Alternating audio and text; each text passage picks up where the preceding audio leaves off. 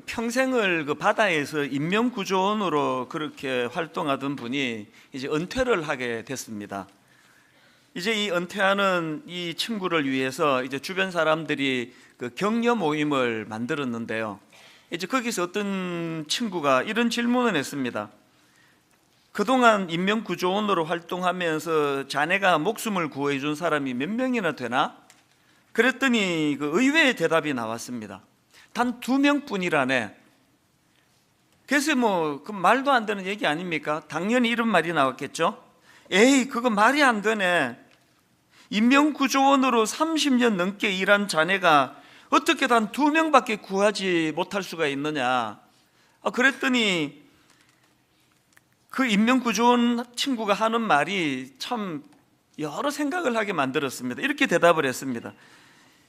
구해낸 사람은 수도 없이 많았지. 하지만 고맙다고 인사를 하려고 찾아온 사람은 딱 2사람뿐이었다네. 난 그 2사람만이 사람다운 사람이라고 생각을 하네. 감사할 줄 모르는 사람은 짐승과도 같다고 할 수 있지. 제가 글에서 읽은 그 내용인데요.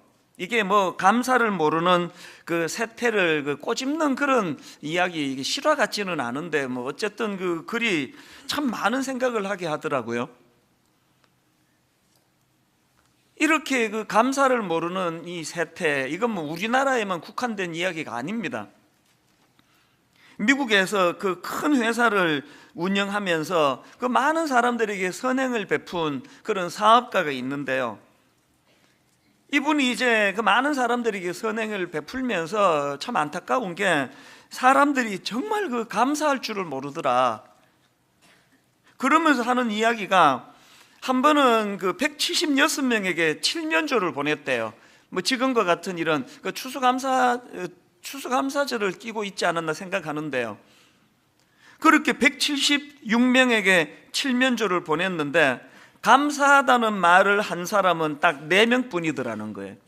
그것도 2사람은 길 가다가 마주쳐서 그 한마디 한 사람들이고요. 나머지 2사람도 그 조그마한 쪽지에 한마디 적어보는 게 전부라는 거예요. 이것도 사실 그렇게 믿겨지지는 않은데, 그러나 지금 이 삭막한 게 또 현실인 것도 사실 아닙니까? 오죽하면은 그 머리 검은 짐승, 남의 은혜 모른다, 이런 속담이 있을 정도입니까? 또 머리 검은 짐승은 거두는 것이 아니다. 이런 말들이 지금 회자되는 게 현실 아니겠습니까? 그래서 우리가 정말 이 감사를 회복해야 된다고 생각을 하는데요. 저는 최근에 이 감사가 이게 참 능력이라는 걸 경험한 적이 있습니다. 저희 교회에서 함께 하다가 지방으로 이제 담임 목사로 부임해간 저희 교회 그 후배 목사가 있는데요. 사실대로 말해서 이 목사님에게 해준 게 별로 없습니다. 본인이 그냥 알아서 좋은 교회를 찾아서 부임해 갔는데 얼마나 저에게 감사를 또 표현하고 또 그 사모님은 우리 집사람한테 또 표현하고 그 목사님을 만났기 때문에 이런 일이 있게 됐다고, 목사님 덕분이라고 얼마나 황송하게 그 반복해서 인사를 하는지 제가 그게 굉장히 인상적이었습니다. 사실 제일 적게 해준 게 거의 없는 이 교역자가 왜 이렇게 저에게 이렇게까지 감사를 반복해서 그리고 또 진실하게 그런 마음으로 그렇게 표현을 하는가, 그거를 보면서 제가 뼈저리게 깨달은 게 뭐냐면 감사는 조건이 아니더라는 거예요. 감사는 그 사람의 마음의 상태지 조건이 아니에요. 많은 것을 누린 사람일수록 불평이 더 많고 원망이 더 많은 게 인간 세계라고들 그렇게 이야기하지 않습니까? 그래서 제가 그 후배지만 저런 모습은 내가 정말 배워야 되겠다 그런 생각을 했는데요. 그래서 이제 감사가 조건이 아니라 마음의 상태라는 걸 바로 어제 저녁에 실천을 했는데요. 미장원에 가가지고 이제 머리 자르려고 가가지고 눈 감았다가 뜨니까 이렇게 돼 있더라고요. 집에 갔더니 우리 집사람이 딱 보고 하는 말이 강호동 씨가 돼서 왔네. 그 순간에 제가 바로 감사로 하나님께 영광을 돌려드렸습니다. 하나님, 머리카락이 자랄 수 있다는 거 너무 감사합니다. 한 열흘만 지나면은 이제 제대로 이제 강호동 씨로부터 벗어나게 될 줄로 믿습니다. 그러면서 제가 감사를 그 자리에서 제가 속으로 하나님께 드렸거든요. 감사는 조건이 아니에요. 마음 상태예요. 훨씬 많은 걸 받아 누리면서도 만족하지 못하는 사람이 있는가 하면 아무것도 해준 게 없는데도 그렇게 감사하고 또 감사하고 또 안해시켜가지고 또 감사를 표현하고 이런 것들을 통해서 우리가 정말 배워야 되는 게 이 감사의 회복이고, 또 그렇게 감사를 자꾸 하니까 그게 상대방인 저도 그것으로 인해 가지고 감사가 또 전염이 되지만 본인이 너무 행복한 거예요. 우리 교회에 있었던 과정이 너무 행복하고 너무 기쁘고 그 복을 다 받는 거 아닙니까? 이런 면에서 저는 라이프 곱스라는 분이 했다는 그 명언 한마디 참 이게 의미가 있습니다. 이렇게 말했습니다. 감사할 줄 모르는 사람을 벌하는 법은 없다. 감사할 줄 모르는 삶 자체가 벌이기 때문이다. 감사할 줄 모르는 사람을 벌하는 법은 없다. 감사할 줄 모르는 삶 자체가 벌이기 때문이다. 그 참 많은 생각을 하게 하는 명언 아닙니까? 그런가 하면은 바멧 깁슨 교수도 비슷한 말을 했습니다. 그대의 마음속에 감사하는 생각이 없다면 그대는 파멸의 노를 젓고 있는 사람이다. 그대의 마음속에 감사하는 생각이 없다면 그대는 파멸의 노를 젓고 있는 사람이다. 이 섬뜩한 말씀 아닙니까? 그런가 하면은 다케우치 히토시라고 하는 일본 사람도 감사와 관련한 명언을 남겼습니다. 인생에서 중요한 것은 좋은 스승, 좋은 친구, 좋은 아는 사람을 많이 가지는 일이다. 그리고 그 인간관계의 포인트는 정직과 감사이다. 저는 지난 30년 가까이 목회를 하면서 제가 만나고 대화하고 했던 사람 수만 명도 넘을 거 아닙니까? 그 수많은 사람들을 만나고 교제하고 그러면서 제가 내린 결론도 이 일본 분하고 똑같습니다. 이 만남의 축복, 좋은 사람을 만나는 게 중요한데 그 내가 만나는 이 만남의 축복이 되기 위해서 내가 할 일은 두 가지예요. 진실하고 정직하게 상대방을 대하는 거, 감사함으로 상대방을 대하는 거예요. 성경도 이걸 뒷받침하고 있지 않습니까? 데살로니가 전서 5장 16절부터 18절에 보니까 항상 기뻐하라, 쉬지 말고 기도하라, 범사에 감사하라, 이것이 그리스도 예수 안에서 너희를 향하신 하나님의 뜻이니라. 네가 진짜 항상 기쁨의 삶을 살고 싶으냐? 기도와 범사에 감사하는 태도를 반드시 회복해야 된다. 그래서 전에도 한번 말씀드렸지만 우리 하나님은 그 과일 중에서 감을 제일 좋아하시는 분이에요. 그래서 막 성경에 보면 막 계속 막 그냥 감사드리세 막 계속 어떤 성경에도 딸기 사드리세, 바나나 사드리세 하나도 없습니다. 계속 감사드리세. 지난번에 분명히 내가 한 이야기인데 또 웃는 여러분 진짜 사랑합니다. 감사하는 마음이 생겨납니다. 우리가 반드시 회복해야 되는 건 감사를 회복하는 게 감사. 추수감사절을 맞은 오늘 저는 이런 맥락에서 이제 오늘 본문에서 회복해야 될 그 두 종류의 감사를 좀 나누려고 하는데요. 오늘 본문 열왕기하 2장은 이제 우리가 잘 아는 유명한 선지자 엘리야가 이 땅의 삶을 마감하는 상황이에요. 얼마나 비장하겠습니까? 이 땅에서의 삶을 이제 마감하는 그 상황에서 제자 엘리사가 끝까지 그 스승과 함께하는 그런 모습이 쭉 묘사가 되고, 그리고 맨 마지막에 자기 스승으로부터 이제 간절하게 그 축복을 구하는 그런 내용인데요. 이 본문에서 저는 두 종류의 감사를 회복해야 된다는 것을 한번 이거를 도출해 찾아내 봤습니다. 이걸 풀어서 이제 설명을 드리려고 하는데요. 여러분, 우리가 본문의 엘리사에게서 그 두 가지 삶의 태도를 배워야 합니다. 첫째가 뭐냐? 이 엘리사가 가진 영적인 시각을 회복해야 된다는 것입니다. 열왕기하 2장 9절입니다. 건놈의 엘리야가 엘리사에게 이르되 나를 내게서 데려감을 당하기 전에 내가 내게 어떻게 할 줄을 구하라. 그랬더니 그 다음에 엘리사를 보세요. 엘리사가 이르되 당신의 성령이 하시는 역사가 갑절이나 내게 있게 하소서 하는지라. 이걸 많은 분들이 오해를 하세요. 여기 나와 있는 그 갑절이나 내게 있게 해달라는 것에서 오해를 해가지고 이제 이 엘리사가 스승 엘리압보다 2배의 능력을 구했다고 그렇게들 생각하시는데 그 완전 오해예요. 이건 그런 뜻이 아니고요. 우선 여기 나오는 갑절이나 내게 있게 하소서, 이거를 원어로 보면은 두목이라는 단어예요. 두 몫을 달라. 이거는 지금 이 장자권과 관련이 있는 말씀인데요. 자, 신명기 21장 17절을 보십시오. 반드시 그 미움을 받는 자의 아들을 장자로 인정하여 자기의 소유에서 그에게는 2몫을 줄 것이니. 그러니까 지금 그 엘리사가 스승보다 2배 강력한 능력을 달라는 그거 아니에요. 이거는 그 어떤 의미를 갖고 있느냐, 엘리야가 그 당시 여러 선지자 생도들에게 존경받는 그런 역할을 했었고, 그리고 또 그들을 이끌고 그들을 도와야 될 책임을 갖고 있던 그런 선지자 아닙니까? 이제 스승 엘리야가 그 엄청난 무거운 사명을 다 감당하고 이제 하나님 앞으로 부름받아가는 그 순간에서 엘리사가 구한 건 그런 어떤 나도 엘리야처럼 능력이 많으면 좋겠다는 어떤 욕망을 구한 게 아니고요, 그 무거운 사명의 짐을 우리 스승님이 잘 감당했듯이 나도 그것을, 그래서 이 장자권에 관한 표현을 지금 쓰면서 구하는 거예요.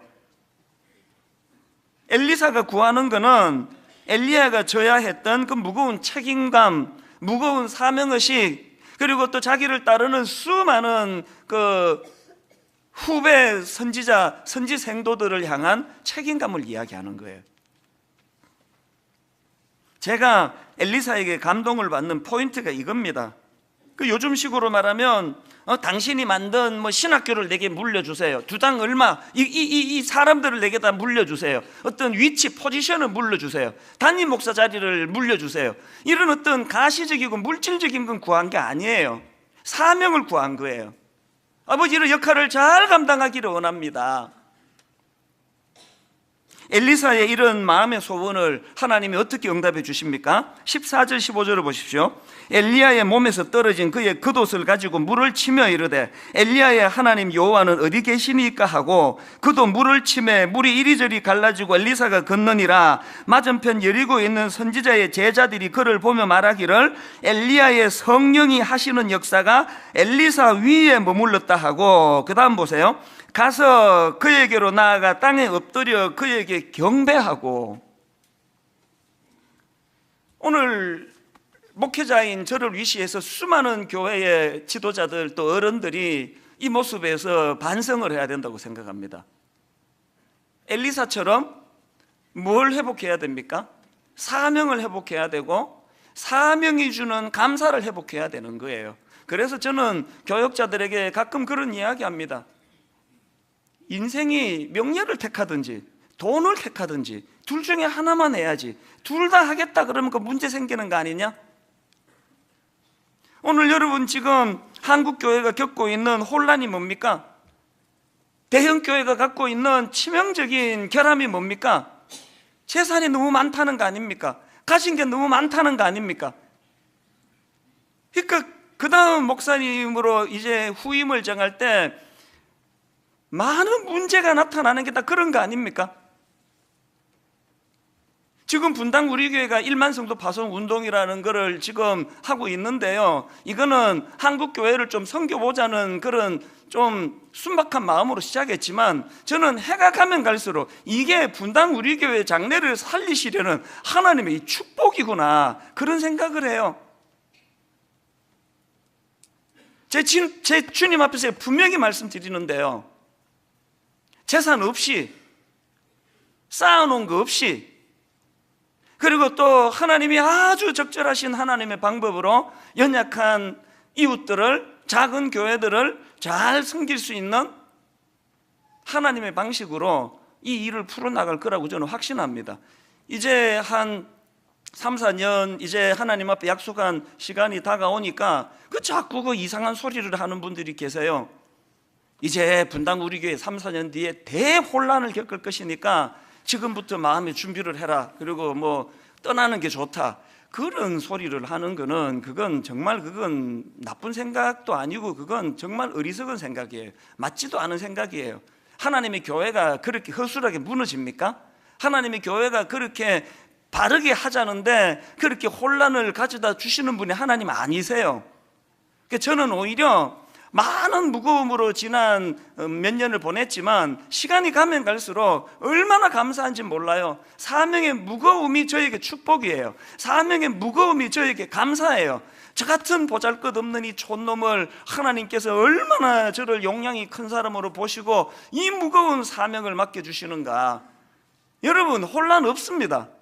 그래서 하나님 앞에 또 하나님께서 그 긴 시간의 준비 과정을 주고 계시는 거 아닙니까? 여러분이 무슨 뭐 창고에 들어있는 물건도 아닌데 제 마음대로 뭐 뚝 떼서 여기 주고 저기 주고, 그게 말도 안 되는 거 아닙니까? 모든 성도님들이 너무 기쁜 가운데 축제와 같이 생각지도 못했던 사명의 길로 인도해 주심으로 말미암아 이제 분당 우리 교회는 앞으로 3, 4년 뒤에 정말 영적인 잔치의 기쁨을 누리게 될 줄로 믿습니다. 이거 그냥 제가 뭐 그냥 막 하는 얘기 아닙니다. 정말 그런 거 아니에요.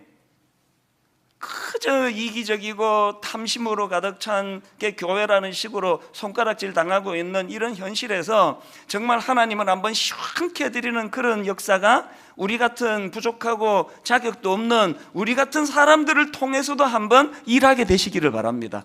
그래서 우리는 이 사명이 주는 기쁨을 회복해야 돼요. 가정도 마찬가지 아닙니까?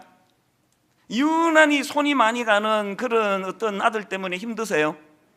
유난히 손이 많이 가야 되는 딸 때문에 힘들어 하시면 그것이 여러분을 힘들게 하는 것도 사실이지만 그것으로 말미암아 사명이 주는 감사로 바꾸어 보시겠습니까? 하나님이 그냥 그릇도 안 되는 나를 이렇게 큰 용량으로 보셔서 이렇게 손이 많이 가는 이 아이를 우리 집에 보내주셨구나. 무거움이 사명이에요. 어떨 때는 저도 막 숨이 턱까지 차요. 막 해야 될 일들이 또 앞으로 해내야 될 일들이 너무너무 버겁지만 다른 각도로 보면 그게 감사해요. 엘리사가 물질적인 그 무엇을 구하는 게 아니라 참 영적인 그 사명감을 구하고 그 스승 엘리야가 감당하셨던 그 시대를 향한 역할을 저에게도 허락해 주시기 원합니다. 오늘 저와 여러분이 이 사명을 구하고 이 사명자들이 드릴 수 있는 감사가 회복되는 그런 저와 여러분 되시기를 바랍니다. 두 번째로 우리가 엘리사에게 뭘 배워야 되느냐? 엘리사가 가진 사람을 소중히 여기는 태도를 회복해야 된다는 것입니다. 열왕기하 2장 2절입니다. 엘리야가 엘리사에게 이르되 청하건대 너는 여기 머물라 여호와께서 나를 베델로 보내시느니라 하니 엘리사가 이르되 여호와께서 살아계심과 당신의 영혼이 살아있음을 두고 맹세하노니, 그 다음 보세요. 내가 당신을 떠나지 아니하겠나이다 하는지라. 이에 두 사람이 어디로 갑니까? 베델로 내려가니. 또 똑같은 요구를 스승 엘리야가 합니다. 4절입니다. 엘리야가 그에게 이르되 엘리사야 청하건대 너는 여기 머물라 여호와께서 나를 여리고로 보내시느니라. 엘리사가 이르되 여호와께서 살아계심과 당신의 영혼이 살아있음을 두고 맹세하노니 내가 당신을 떠나지 아니하겠나이다 하니라. 그들이 어디로 갑니까? 여리고에 이르매. 또 6절에서도 똑같은 요구를 스승이 하고 계십니다.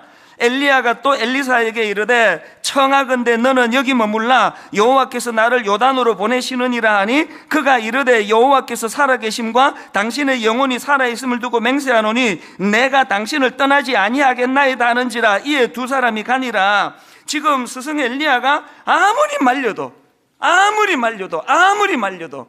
스승님, 내 다른 모든 말씀은 다 순종할 수 있지만 날 떠나라는 말씀은 내가 수용할 수가 없습니다. 끝까지 그 스승의 마지막을 함께하며 그 승천하는 그 자리까지, 그 자리를 지키고 있는 이 엘리사의 모습이 저는 너무 눈물겨운 거예요. 이런 상상을 해봐요. 이렇게 감사를 모르는 이 세상, 이 세태 속을 살아가는데 내 마지막이, 여러분의 마지막이 누가 엘리사가 되어줄 건가? 누가 엘리사가 되어 이제 여기서 더 애쓰지 않아도 된다고, 떠나거라고. 끝까지 자리를 지킬 수 있는, 이게 제게 왜 의미가 됐냐 하면은요, 이 본문의 엘리사의 그 스승의 마지막을 끝까지 함께하는 그 엘리사의 모습을 보면서 디모데후서 4장 생각이 났습니다. 바울이 이제 감옥에서 이제 죽음을 느끼는 거예요. 이게 이제 죽음이 이제 코앞에 어른어른거리고 있는 상황이에요. 그래서 디모데후서 4장 6절 7절에서 바울이 이런 이야기를 합니다. 전제와 같이 내가 벌써 부어지고 나의 떠날 시각이 가까웠도다. 나는 선한 싸움을 싸우고 나의 달려갈 길을 마치고 믿음을 지켰으니. 지금 이 표현이 말하는 게 뭐예요? 이제 바울도 느끼는 거예요. 이제 이 세상에 이제 끝이 다가왔다, 죽을 때가 됐다. 이런 상황에서 바울이 뭘 요구합니까? 맨 먼저 요구하는 게 현실적으로 필요한 옷하고 성경책을 좀 가져다 달래요. 13절, 네가 올 때 내가 들어와 가보의 집에 둔 겉옷을 가지고 오고 또 책은 특별히 가죽 성경에 쓴 것을 가져와라. 제가 이 구절을 읽을 때마다 로마를 갔을 때 바울이 마지막으로 그 버텨내야 했던 그 지하 감옥, 그리고 또 안내하시는 집사님이 이 추위가 밤이 되면 또 겨울이 되면 이 추위가 어떤 걸 의미하는지를 설명할 때마다 마음이 아파요. 그러니까 필요를 따라 옷 좀 갖다 달라는, 추워 죽을 것 같다, 옷 좀 갖다 달라, 그리고 성경책을 좀 갖다 달라고. 그러면서 여러분 지금 그 죽음을 느끼고 있는 바울이 그 다음에 구하는 게 뭔지 아십니까? 9절을 보세요. 너는 어서 속히 내게로 오라. 또 11절, 누가만 나와 함께 있느니라. 네가 올 때 마가를 데리고 오라. 또 21절에 반복해서 말합니다. 너는 겨울 전에 어서 오라. 저는 이 바울이 그 죽음을 느끼면서 요구했던, 너 빨리 좀 왔으면 좋겠다, 빨리 좀, 누구도 좀 데리고 와, 마가도 데리고 와.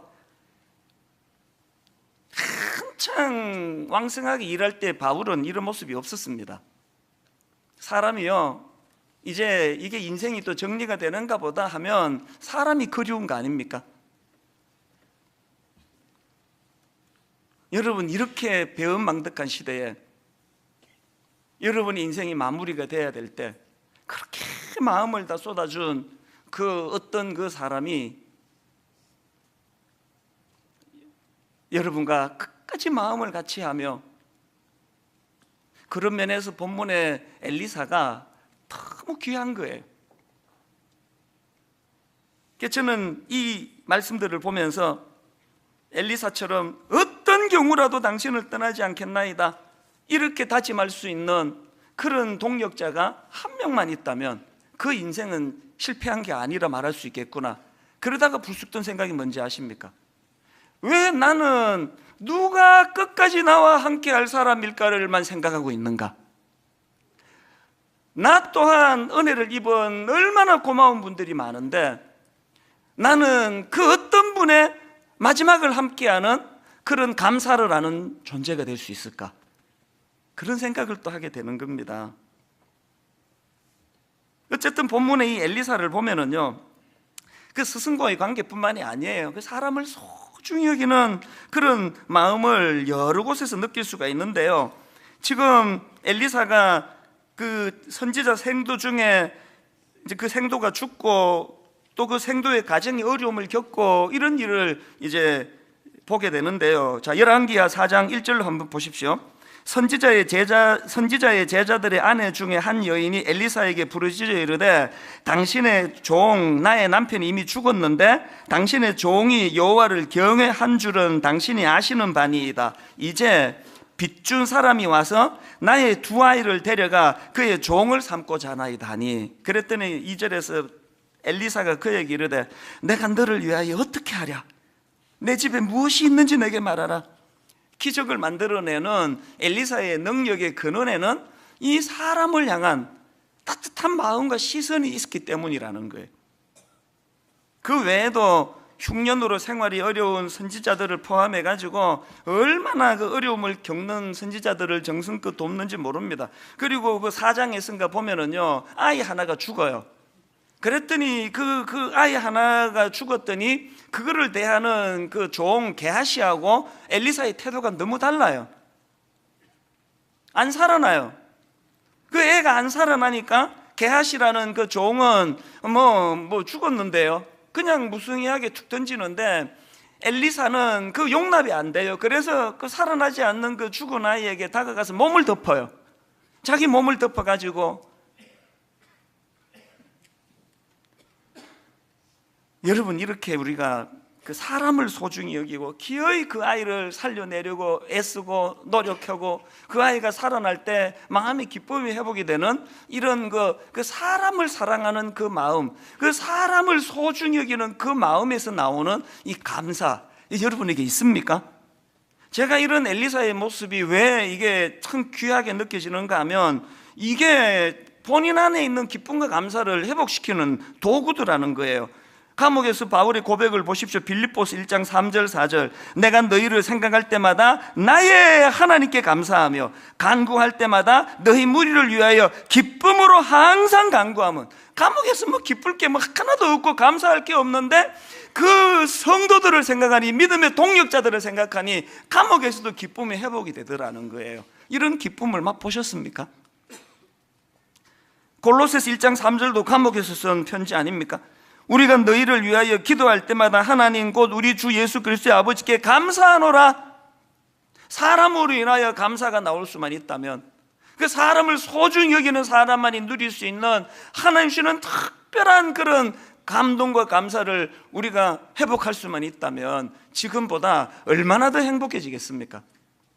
저는 요즘에 그 노랫말 하나 때문에 막 자주 울컥울컥해요. 이게 제가 지금 뭐 남성 갱년기가 이런 건가 싶기도 하고 그렇게 울컥울컥해요. 여러분 잘 아시는 그 10월의 어느 멋진 날에라는 그 노랫말인데요, 다 아시죠? 이 내용.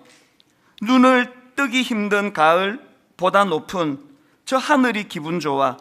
휴일 아침이면 나를 깨운 전화. 오늘은 어디서 무얼 할까? 창밖에 앉은 바람 한 점에도 사랑은 가득한 걸. 널 만난 세상 더는 소원 없어. 바램은 죄가 될 테니까. 이 대목이 정말 저를 울컥하게 만들어요. 얼마나 그 존재 자체가 내게 충분했던지. 너를 만난 세상 더는 소원 없어. 아무런 거 바라는 거 없다. 여기서 내가 뭘 더 바라면 이건 죄다, 죄. 여러분 어떤 한 대상에 대해 이렇게 고백할 어떤 대상이 있습니까? 지난 목요일에 수능 시험을 보던 날이요, 뭐 우리 기도하러 오신 어머니, 거의 다 어머니시죠? 한 800여 분이 모였어요. 이른 아침부터 눈이 붓도록 울고 또 울고 아이 수능 시험을 하나님 붙잡아 달라고 기도하는 그 현장을 제가 보면서요, 제가 점심 무렵에 나가서 이제 인사하면서 이 시를 읽어드렸어요. 그러면서 제가 권한 게 뭔지 아십니까? 그 다음 가사, 여러분 이 노래말 가사 아시죠? 가끔 두려워져 지난밤 꿈처럼 사라질까 기도해. 그 다음 한번 보세요. 매일 너를 보고 너의 손을 잡고 내 곁에 있는 너를 확인해. 뭘 노래하는지 아시겠습니까? 그래서 제가 이런 이야기를 했어요. 우리 가정도 수년 입시 뒷바라지 한다고 우리 부부가 지금 엄청 지쳐 있는 것도 사실이고, 그리고 또 그 아이에게 너는 이번에 바로 가야 된다. 이제 우리 집 이거 수능 이제 끝내자 좀. 이런 이야기를 여러 번 제가 했는데요. 근데 그날 우리 그 어머니들 앞에서 그냥 준비도 안 된 말이 툭 튀어나왔습니다. 제가 이렇게 눈물이 왈칵 쏟아지더라고요. 이런 고백을 했습니다. 나는 우리 아들이 여기는 그대로예요. 매일 너를 보고 너의 손을 잡고 내 곁에 있는 너를 확인해. 가끔 두려워져. 뭐가 두렵습니까? 지난밤 꿈처럼 네가 사라질까 봐. 네, 이런 고백했습니다. 우리 아들이 이번에 수능 망치고 재수하고 삼수하고 이런 거는 하나도 마음에 두지 않기로 했습니다. 이 아이가 그저 저녁이면 집에 들어오고 만질 수 있고 느낄 수 있고 뭘 더 바라겠냐고. 많은 엄마들이 우시더라고요. 오늘 여러분 우리 자녀들에게 너무 많은 욕심을 내고 있는 거 아닙니까? 그 존재만으로 만족이 안 된다고 생각하도록 그렇게 애들을 푸시하는 거 아닙니까? 어떤 그 서울대 들어갈 수 있는 실력을 가진 아들이 시험을 망쳤더니요, 그 시험을 망쳤다는 게 우리 같은 집 애들보다 점수 훨씬 높은 거 아닙니까?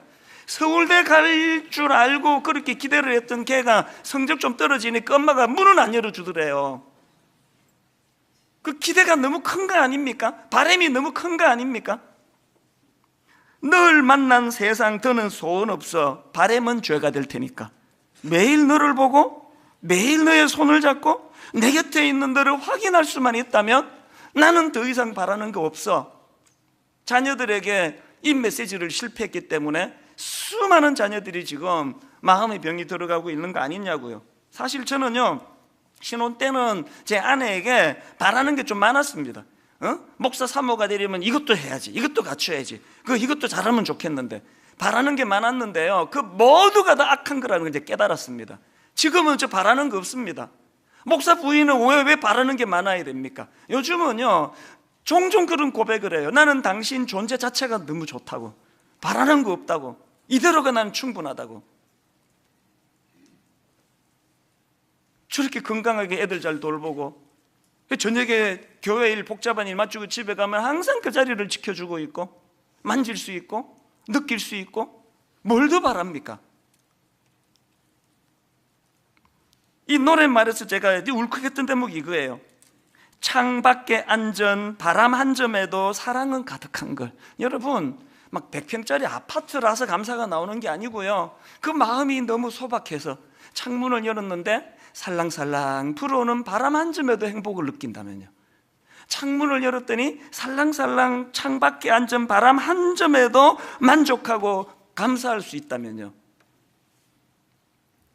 수능 시험 날 어머니들한테 주로 어머니들이 많이 모인 그 자리에서 이런 내용을 전하고서 마지막에 한 말이 뭔지 아십니까? 여러분이 지금 여러분 아이들을 향하여 어떤 조건도 없고 어떤 자격, 어떤 따지는 것도 없고 존재를 내가 이렇게 기뻐해서 눈물을 펑펑 흘리며 기도하는 것처럼 이 모든 가사 설명을 뒤집어 생각하면 우리를 향하신 하나님의 마음이라고. 이 노랫말은 우리를 향한 하나님의 사랑 고백이라고. 이게 없었으면 제가 아직도 분당 우리 단임목 사고 있겠습니까? 기능을 보신다면 벌써 쫓겨났겠죠. 여러분, 스바냐 3장 17절이요, 이 하나님의 마음을 한번 좀 느껴보세요. 너의 하나님 여호와가 너의 가운데 계시니 그는 구원을 베푸실 전능자시라. 그가 너로 인하여 기뻐하시며 기쁨을 이기지 못하시며 너를 잠잠히 사랑하시며 너로 말미암아 즐거이 부르며 기뻐하시리라.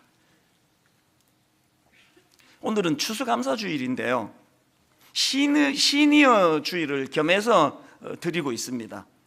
왜 그 시니어 주일 우리 어른들을 한번 좀 기도해드리고 섬기기로 했느냐? 왜 이런 시니어 주일을 추수감사절에 드린지 아십니까? 자꾸 사단이 우리 어른들을 밀가부르듯 그렇게 그냥 장난질을 치고 속여 먹으니까 자꾸 어른들이 지금 마음에 사단의 공격 앞에 노출되는 게 뭐예요? 나는 이제 늙었으니까, 나는 이제 옛날에 아름다움이 없어졌으니까, 나는 현역에 있던 것처럼 돈을 이제 막 버는 입장이 아니니까, 그래서 나는 막 굉장히 존재가 초라해진 것처럼 사단이 끊임없이 공격하고 있는 거 아닙니까?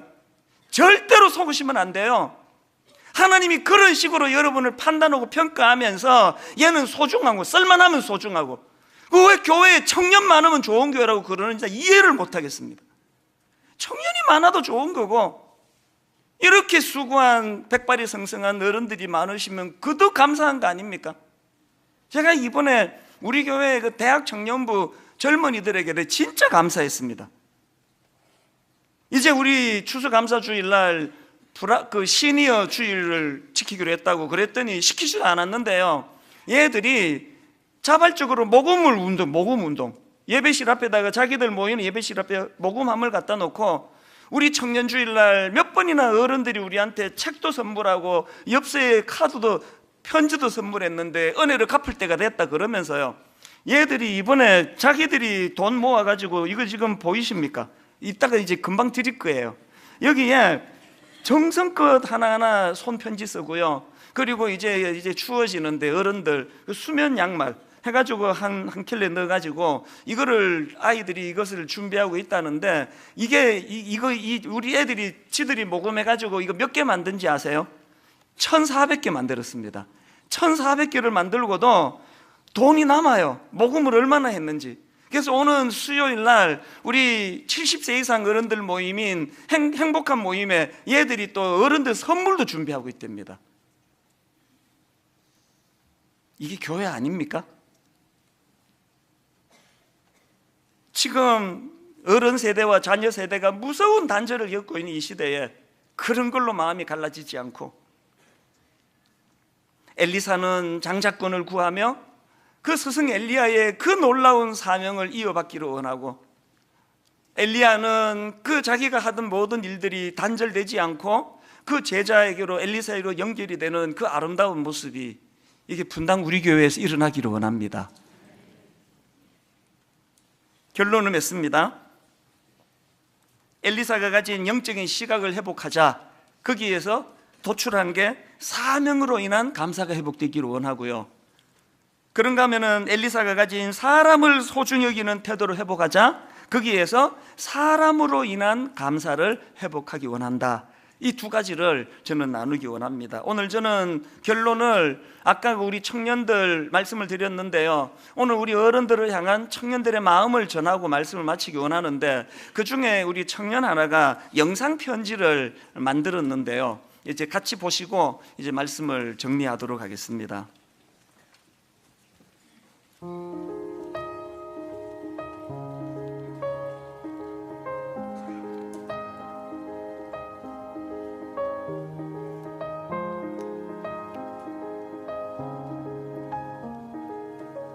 집사님께서 주신 책을 읽고 작은 편지도 써주신 것에 참 많은 감동을 받았었어요. 연락처도 적어주셨길래 당시 제가 여러 고민이 많은 시기여서 연락을 드리게 됐었죠. 그때 기쁜 목소리로 받아주셔서 참 감사했던 기억이 나요. 그 시기에 저는 20대 후반을 앞두고 많이 불안했고 무작정 선배들의 이야기를 듣고 싶었거든요. 누구나 삶의 모습은 다르고 완벽한 정답은 없지만 믿음의 선배들이 먼저 갔던 그 발자국이 어떤 모습인지 들어보고 저 역시 어떤 발자국을 만들어갈지 생각해보고 싶었어요. 만남 당시에 집사님께서 들려주셨던 삶의 모든 부분에서 감사하고 기뻐하는 이야기는 제 가치관에 많은 변화를 일으켰던 것 같아요. 한동안 저도 집사님이 주신 기쁨에 물들어서 주변 사람들에게 집사님의 이야기와 기쁨 넘치는 삶에 대해 많이 이야기하곤 했어요. 감사하게도 대학부에서 이야기할 기회도 많았고 믿지 않는 친구들과도 집사님 이야기로 대화하곤 했어요. 중학교 2학년 때부터 우리 교회를 다니면서 참 많은 어른들을 만났었는데 정말 많은 분들이 제게 선한 영향력을 주셨어요. 저뿐만 아니라 우리 교회 청년들 모두가 믿음의 선배들과의 만남을 통해서 영적 성장에 큰 도움이 되는 것 같아요. 이 자리를 빌려서 정말 감사하다는 말씀을 드리고 싶습니다. 그 발걸음을 저희 역시 묵묵히 따라가길 원해요. 그리고 추운 겨울 저희가 따뜻하게 보내시라고 감사하는 마음을 담아 작은 선물과 편지를 준비했어요. 저도 그 받은 사랑 주변 사람들에게 많이 전할 수 있도록 하나님과 더 가까이 붙어 살아가는 청년이 되도록 하겠습니다. 감사합니다. 소위 드림. 선배님들 감사합니다. 선배님 감사합니다. 감사합니다.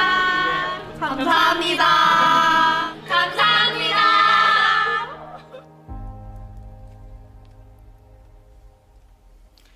이제 우리 저 청년들이 정성껏 만든 선물인데요, 우리 70세 이상 어르신들 우리 찬양 같이 부르시면서 이제 일어서셔서 받으시면 바로 앉으시면 됩니다.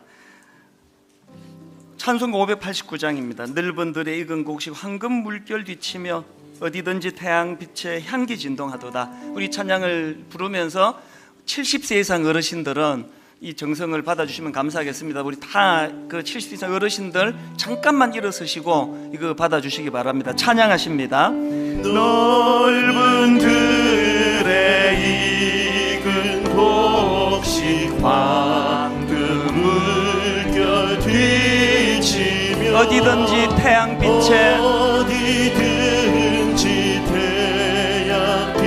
성기 진동하도다. 물어 익은 저 곡식어 낯을 기다리는데 때가 지나가기 전에 어서 추수합시다. 추수할 것 많은 때에 일꾼 매우 적으니 열심 있는 일꾼들을 주여 보내주소서.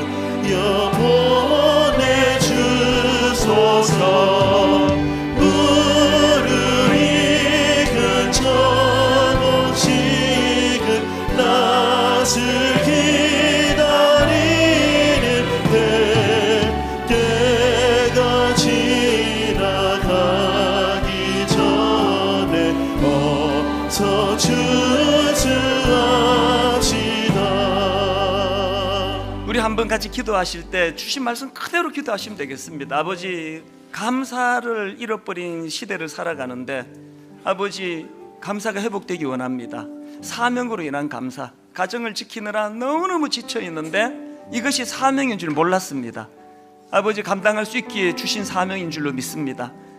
사람으로 인한 감사, 하나님 아버지, 올해 받은 어떤 축복보다도 아버지 주변의 만남의 축복으로 인한 감사, 이런 아들 이런 딸 주신 거, 이런 고마운 부모님 만나게 하신 거, 이런 배우자 주신 거, 더 이상 바램은 죄가 된다고 할 만큼 아버지 그 존재를 감사하기를 원합니다. 우리 합심해서 통성으로 같이 기도하시겠습니다. 살아계신 하나님 아버지, 하나님의 은혜를 이 시간 감사함으로 나아가기를 원합니다. 하나님 아버지, 우리가 이 땅을 살아가며 받은 은혜가 참 많지만 무엇보다도 아버지, 우리가 무엇이라고 사명을 허락해 주시고 그 사명으로 말미암아 무거운 짐으로 힘들고 어려운 과정도 있지만 하나님은 우리를 이걸 감당할 수 있는 용량이 된다고 보시고 그렇게 맡기신 사명이기에 감사함을 드립니다. 이걸 잘 감당하기를 원합니다. 은혜 주시기 원합니다. 주신 은혜 가지고 감당할 때 감사가 회복되기를 원합니다. 무엇보다도 하나님 아버지, 만남을 감사하기 원합니다. 아름다운 가정을 주시고 아름다운 직장과 교회와 좋은 만남의 축복을 주심을 감사하기 원합니다. 그 존재가 너무 아름다워 더 이상 바라는 것이 없다 할 수 있는 하나님 아버지, 추수감사주일 마음의 상태가 불량해서 놓치고 있었던 많은 감사가 있었던 걸 회개합니다. 현상이나 상태가 아니라 내 마음이라는 것, 내 마음의 중심이 많은 감사를 만들어낸다는 사실을 깨닫고 하나님 그 감사의 자리로 나가기를 원합니다. 지난 1년 동안 주신 은혜를 생각하여 작은 헌금을 드리려고 합니다. 주님 기쁘게 받으시고 더 많은 감사가 넘치는 그 은혜의 길로 인도하여 주시옵소서. 감사드리옵고 예수님 이름으로 기도드립니다. 아멘. 오늘 그 추수감사 헌금하실 동안 특송을 해주실 분들은 저희 교회 70세 이상 어르신들 모임입니다. 행복한 모임, 우리 중창팀인데요, 우리 어른들의 찬양을 들으면서 준비하신 헌금을 하나님께 드리도록 하겠습니다.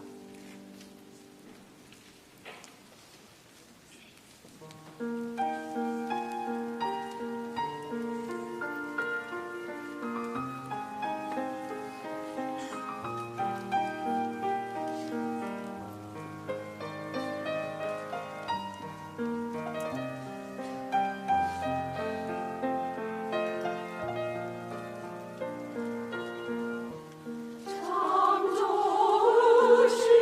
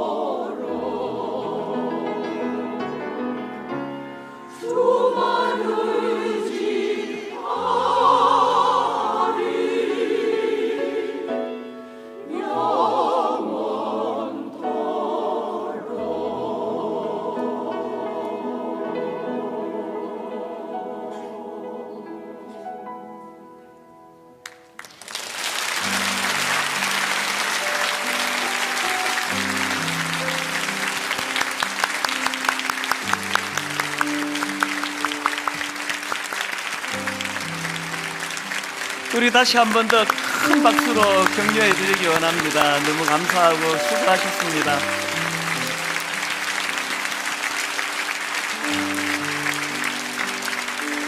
제가 뵈니까요, 이 지금 강철 체력이세요. 지금 아침 7시부터 지금까지 지금 계속 찬양을 하고 계시는데, 아까 그 도우시는 선생님들한테 이거 무리 안 있냐고 여쭈니까 너무 기분이 좋아서 하나도 안 피곤하다고. 85세 6세 되시는 어른도 계시고요. 우리 어른들이 행복하면 이 교회가 좋은 교회인 줄로 믿습니다. 이제 우리 추수감사 주일이니까요, 265번 찬양입니다. 감사해 시험이 닥쳐올 때에 주께서 인도하시니 두려움 없네. 우리 가사를 생각하시면서 함께 찬양하고 예배를 마무리하겠습니다. 감사해. 감사해. 언제? 시험이 닥쳐올 때에. 시험이 닥쳐올 때에 주께서 인도하시니. 주께서 인도하시니 두려움 없네. 두려움 없네. 또 감사해. 또 감사해. 고통이 찾아올 때에. 고통이 찾아올 때에 주께서 지켜주시니. 지켜주시니 승리하리라. 승리하리라. 나의 모든 생활 속에서 모든 생활 속에서 주님이 함께 하시니. 주님이 함께 하시니 주님의 성령 나를 인도하시니.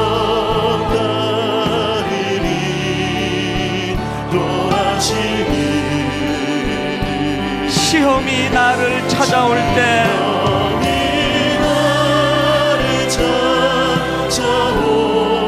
주님 지켜주시리. 주님의 성령 나를 인도하시리. 우리 다 자리에서 일어나셔서 나의 모든 생활 속에서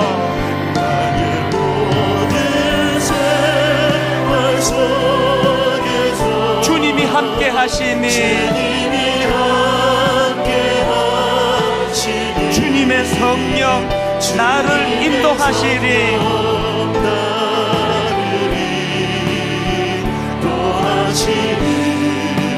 시험이 나를 찾아올 때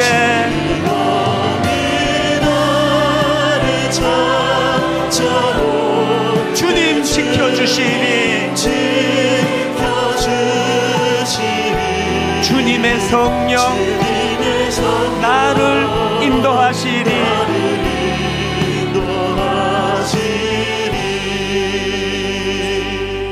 하나님 아버지, 시험이 닥쳐올 때 오히려 감사할 수 있는 것은 그런 상황에서 나를 붙잡고 계시는 목자 되시는 주님이 계시기 때문입니다. 또 감사할 수 있는 것, 고통이 찾아올 때 그럼에도 불구하고 주님이 나를 지켜주시기 때문에 하나님, 나는 감사할 수 있습니다. 이런 아름다운 자리로 나아갈 수 있도록 인도하여 주시옵소서. 이번 한 주간 사명으로 인하여 무겁고 힘들다 할지라도 그 사명으로 인하는 감사가 회복되도록 아버지, 그리고 이 만남의 축복을 통하여 주변 사람들로 인해 감사가 넘쳐나도록 하나님 아름답게 인도함 받는 아름다운 한 주간 되게 하여 주시옵소서.